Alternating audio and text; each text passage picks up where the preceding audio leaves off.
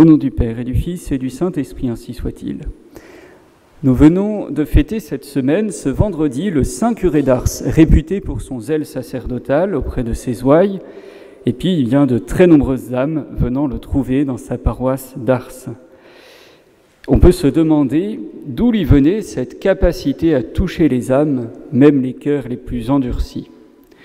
Sans doute de son union absolue à Dieu par la Sainte Messe, la prière, la pénitence, mais aussi ses paroissiens en témoignent par sa prédication.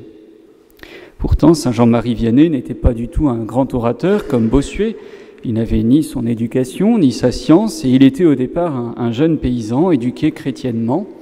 Lorsqu'il avait 7 ou 8 ans, au moment de la terreur suscitée par la Révolution, eh bien, il s'est sans doute souvenu de ce moment-là où les messes étaient interdites, où il fallait y assister en cachette, bien souvent la nuit, chacun risquant sa peau pour son Dieu. Évidemment, dans de telles conditions, il était impossible aux prêtres réfractaires de maintenir le catéchisme des enfants et la formation des adultes.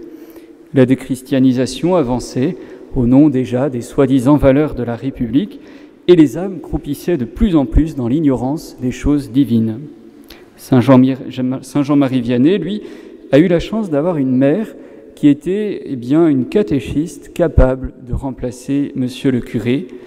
Et tout jeune déjà, il a appris, sans respect humain, le b.a.-ba des prières catholiques à ses camarades, leur faisant même, disent-ils, des petites sortes de sermons. Il a fait très peu d'écoles primaires. Sur 3 années, il n'allait à l'école que pendant l'hiver, quand les bêtes étaient à l'étable, ce qui fait tout cumuler dans sa vie environ qu'1 an d'école. Heureux est-il, diront certains, toujours est-il que cela fait un peu juste.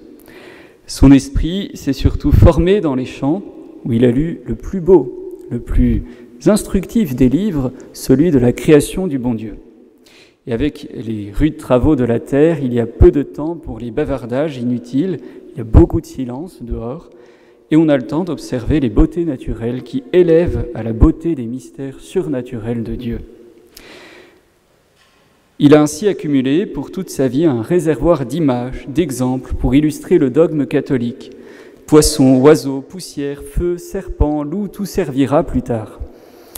Côte à côte avec les humbles, il a pu connaître leurs âmes, leur misère, mais aussi leurs vertus. Et il a appris en voyant vivre sa mère à quelle hauteur peut s'élever une simple paysanne, remplie de pureté de cœur, de simplicité. Il a vu aussi son père généreux pour les pauvres, d'une fidélité inviolable au repos du dimanche. Il a aussi connu la bêtise, la haine, les préjugés que la Révolution peut laisser dans le peuple contre l'Église. Évidemment, quand Saint Jean-Marie Vianney dut à 18 ans rouvrir des livres d'études pour devenir prêtre, ce fut très dur. Il a une mémoire très faible, peu exercée. Ses examens sont médiocres, mais il passe tout juste, n'ayant à son actif qu'un renom bien justifié de piété. Il fut tout de même ordonné en 1815. Et durant ses premiers pas de jeune prêtre vicaire, il n'eut pas encore le droit de confesser, car il fallait qu'il progresse encore en théologie morale. Il n'avait pas satisfait aux notes suffisantes. Cela lui laissa plus de temps pour préparer ses catéchismes, ses sermons sous la houlette de son curé, très attentionné, celui d'Écully, près de Lyon. Et les paroissiens l'apprécièrent. On a leur témoignage. Ils disent qu'il était en chair court mais clair. À 32 ans, cela lui valut d'être nommé curé du village d'Ars, tout petit, 230 habitants. Le premier dimanche, l'église était surtout remplie par des curieux.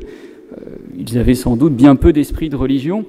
Le vicaire général de Lyon l'avait prévenu en disant « Il n'y a pas beaucoup d'amour de Dieu dans cette paroisse, vous en mettrez ». Comment instruire ces ignorants? Comment emmener à la pratique des vertus chrétiennes ces gens légers qui ne vivent que pour le plaisir? Comment inspirer le respect du dimanche à des personnes attachées seulement aux biens terrestres? Autant de questions qui se posent également aujourd'hui aux prêtres, quand la foi est morte, qu'il faut repartir de zéro ou presque.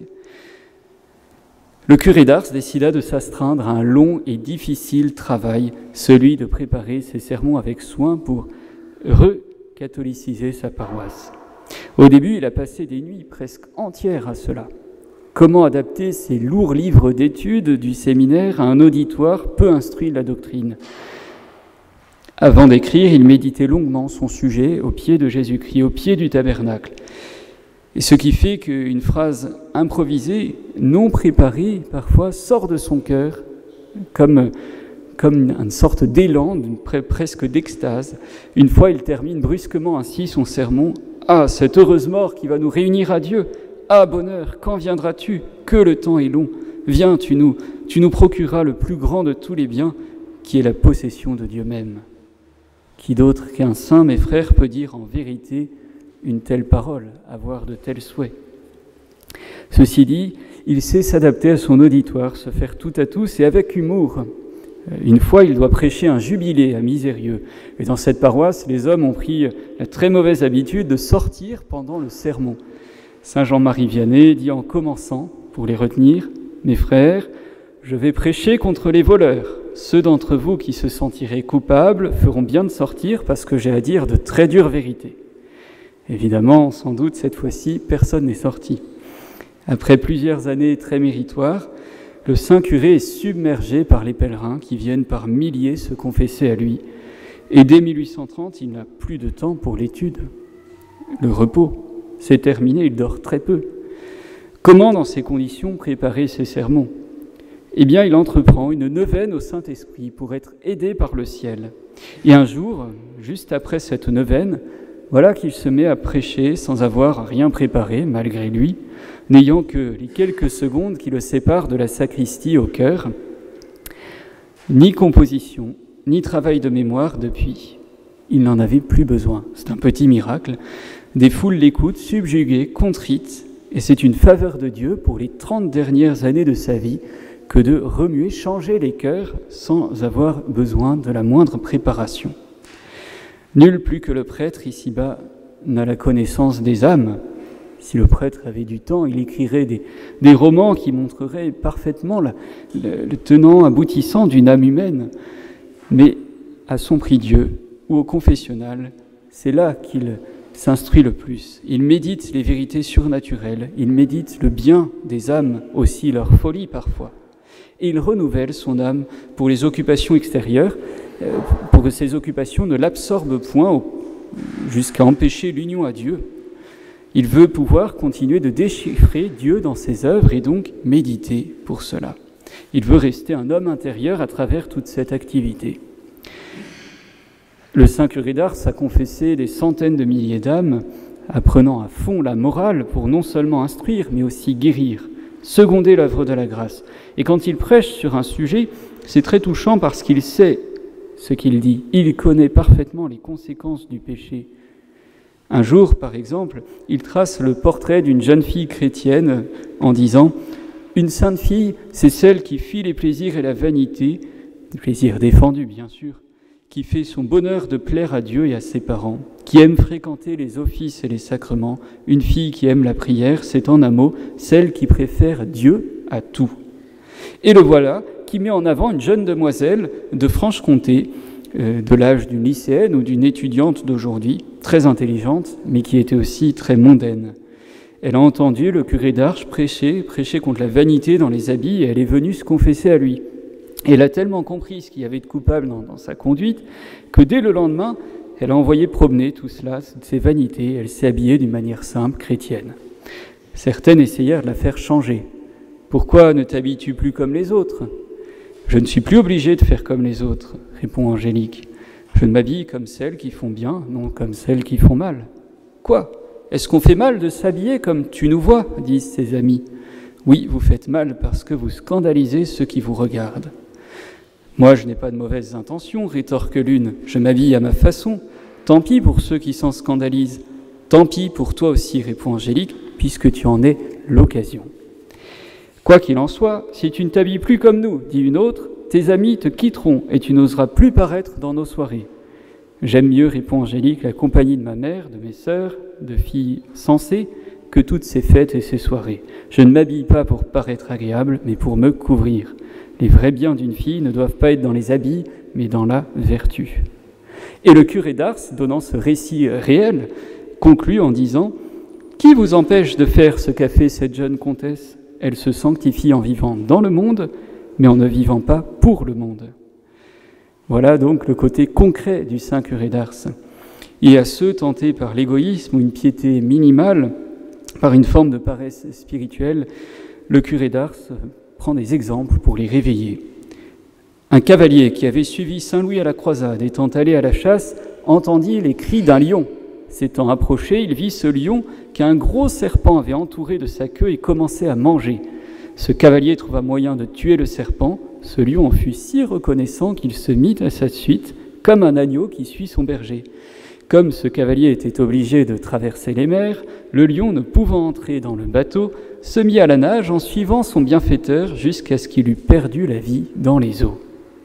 Et le curé d'Ars tire toujours la leçon de son exemple. Quel exemple, mes frères! Une bête perdre la vie pour témoigner sa reconnaissance. Et nous, loin de témoigner la nôtre à Dieu, nous ne cesserions de l'offenser par nos péchés. Voilà, mes frères, ce qu'un saint curé prêchait.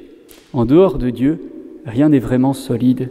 Et la vie passe, la fortune s'écroule, la santé se détruit, la réputation est attaquée. Tout est un peu comme du vent, tout s'en va. Il enseignait à ses paroissiens que mettre ses affections, mettre tout son investissement dans ces choses-là, c'est s'aimer trop, c'est s'aimer d'un amour déraisonnable, c'est chercher dans les créatures plus que Dieu. Et comme cela, eh bien, nous sommes toujours inquiets, jamais tranquilles, toujours tourmentés, nous ne trouvons pas le contentement. Eh bien, mes frères, suivons ces belles paroles, suivons cet exemple du modèle des prêtres et des curés, le saint curé d'Ars. Prions pour que le bon Dieu nous donne beaucoup de prêtres de cette trempe qui élèvent les âmes par leurs exemples, mais aussi, comme le saint curé d'Ars, par des sermons. C'est par ce moyen-là, sans doute, par une bonne prédication, doctrine, que les âmes pourront retrouver le chemin de Dieu en France. Des sermons courts mais clairs, comme disaient ses paroissiens, mais aussi que le bon Dieu nous donne beaucoup de fidèles disposés à les mettre en pratique de tout leur cœur pour le Seigneur. Au nom du Père et du Fils et du Saint-Esprit, ainsi soit-il.